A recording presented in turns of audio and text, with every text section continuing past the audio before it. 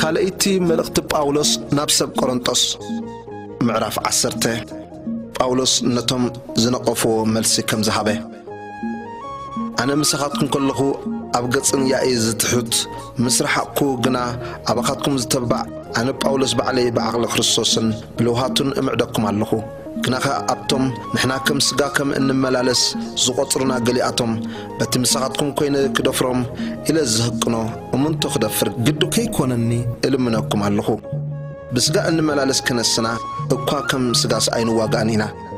ኣጽዋር ወግእና ኣቅድሚ ኣምላኽ ንምፍራስ ጽኑዕ ዕርድታት ብርቱዕ እዩ እምበር ስጋዊ ኣይኮነን ብኡ ሓሳባትን ምስ ፍልጠት ኣምላኽ ንዝጸላእ ልዕል ዝበለ ነገር ኩሉን እናፍረስና ኩሉ ኣእምሮውን ንምእዛዝ ክርስቶስ ንማርኸሉ ኢና ምእዛዝኩም ዝተፈጸመውን ነቲ ዘይምእዛዝ ዘበለ ኩሉ ክንቀጽዖ ተዳሊና ኣሎና ቁጥር 7 ንስኻትኩም ሲ ኣብ ቅድሚ ገጽኩም ዘሎ ትጥምቱ ሓደ እኳ ብርእሱ ናይ ክርስቶስ ምዃኑ ዝኣምን እንተኾነ ከምቲ ብርእሱ ናይ ክርስቶስ ከም ዝኸውን ንሕናውን ከምኡ ከም ዘሎና ከም ብሓድሽ ብርእሱ የስተብህል በቲ ጎይታ ንምህናጽኩም እምበር ንምፍራስኩም ዘይኮነ ዝሃበና ስልጣን እኳ ኣብሊጸ እንተ ተመካሕኹ ኣነ በዚ ኣይሓፍርን እየ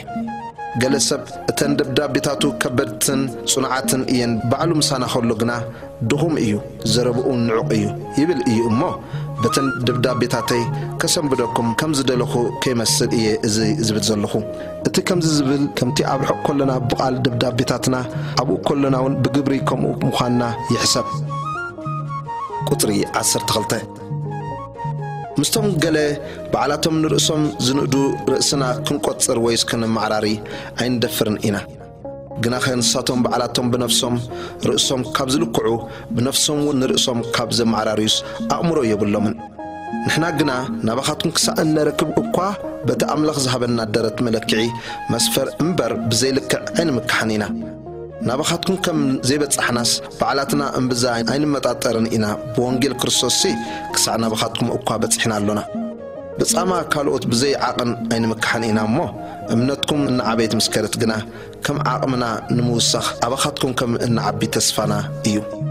أبتخالوت زدالو سبخا أتينا خين مكحسي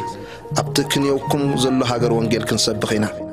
أتى إجزاء أبيها زندو إمبر أتى نرؤس زند أيقونن تفتين زوات سلازي أتى زمكح بإجزاء أبيها دا يمكح